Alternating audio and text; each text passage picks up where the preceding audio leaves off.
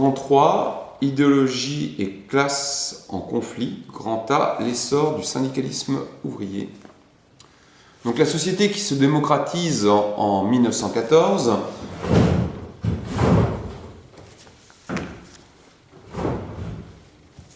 Donc la société qui se démocratise en 1914 est également une société de conflit. L'aspiration aux droits politiques et sociaux forme la trame des conflits du temps. Le monde ouvrier, en effet, cherche à s'organiser pour peser sur le système politique et obtenir et arracher des lois sociales. Jusqu'aux années 1880, les élites refusent le droit essentiel de se syndiquer ou de déclencher des grèves de façon légale.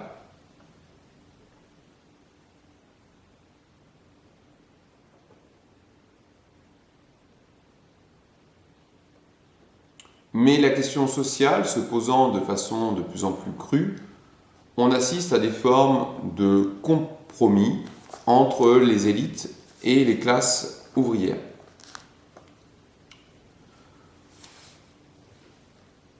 De façon très difficile, les ouvriers se dotent d'organisations politiques et syndicales qui vont leur permettre d'acquérir un certain nombre de droits. Ce sont d'abord les organisations syndicales qui se forment dès les années 1840 en Angleterre, malgré une très forte répression du gouvernement. En effet, le libéralisme considérait comme une atteinte aux lois du marché toute organisation collective visant à influer sur les salaires ou les conditions de travail. Cependant, à la même époque, la tragédie des enfants travaillant dans les usines et le sort des femmes mobilisent les bonnes consciences. Les premières lois de protection sont votées à ce moment pour limiter l'exploitation de ces main-d'œuvre fragiles et largement sous-payées. Effectivement, le prolétariat vit dans des conditions difficiles, mais femmes et enfants, mais également les immigrés, composent un Lumpenproletariat, c'est-à-dire un sous-prolétariat encore moins payé que leurs homologues masculins. L'efficacité de ces lois reste cependant faible, faute d'une administration suffisamment puissante et respectée pour les appliquer. Ce n'est qu'après 1870 que les syndicats ouvriers apparaissent dans tous les grands pays d'Europe et en Amérique.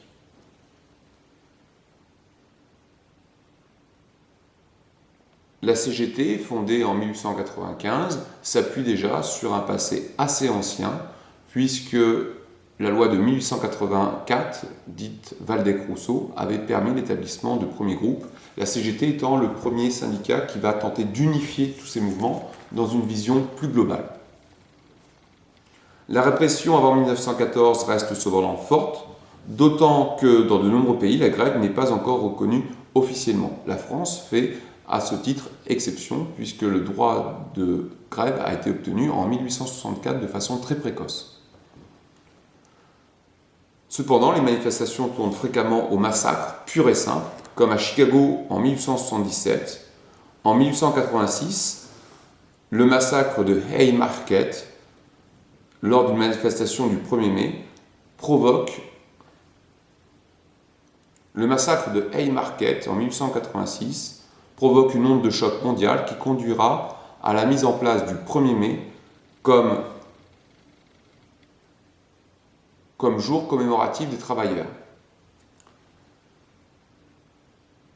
Le 1er mai devient donc la date symbole du combat pour les conditions ouvrières. Ainsi, les ouvriers français à Fourmies, dans le nord de la France, manifestaient pour la journée de 8 heures.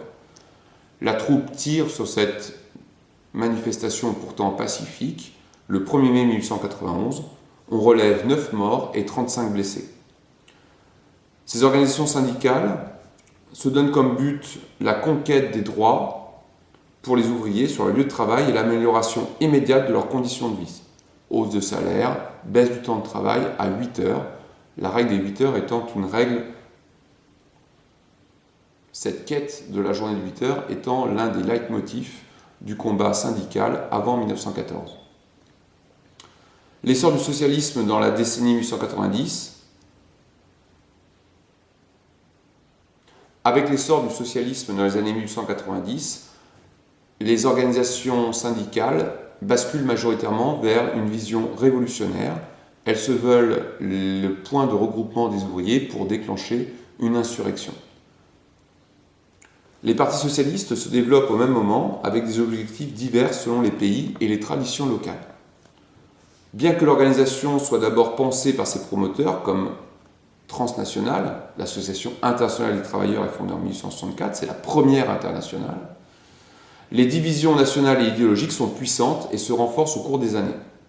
Les anarchistes de Bakounine sont majoritaires, alors que les disciples de Marx ou les mutualistes de Proudhon apparaissent comme des minorités qu'il faut écarter.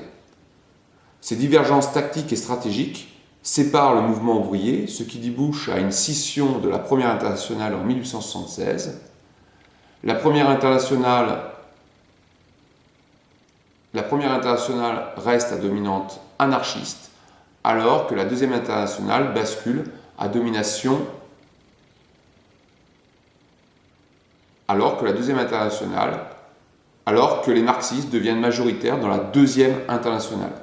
C'est après la Première Guerre mondiale que cette Deuxième Internationale se séparera entre le mouvement socialiste, qui compose encore aujourd'hui la Deuxième Internationale, et le mouvement communiste, qui formera la Troisième Internationale.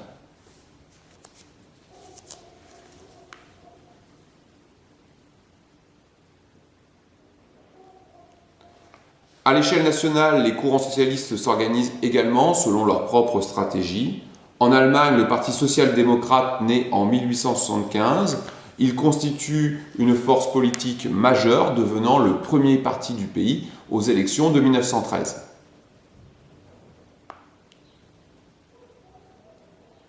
Ce parti hésite entre la voie révolutionnaire d'un Marx et la voie social-démocrate, revendiquant essentiellement des réformes sociales sous l'égide de la pensée de Lassalle et Bernstein. En France, à la même époque, la SFIO, section française de l'Internationale ouvrière, fondée par Jean Jaurès en 1905, regroupe des courants extrêmement divers et seule la personnalité forte de Jaurès permet d'unifier courants révolutionnaires et courants réformistes.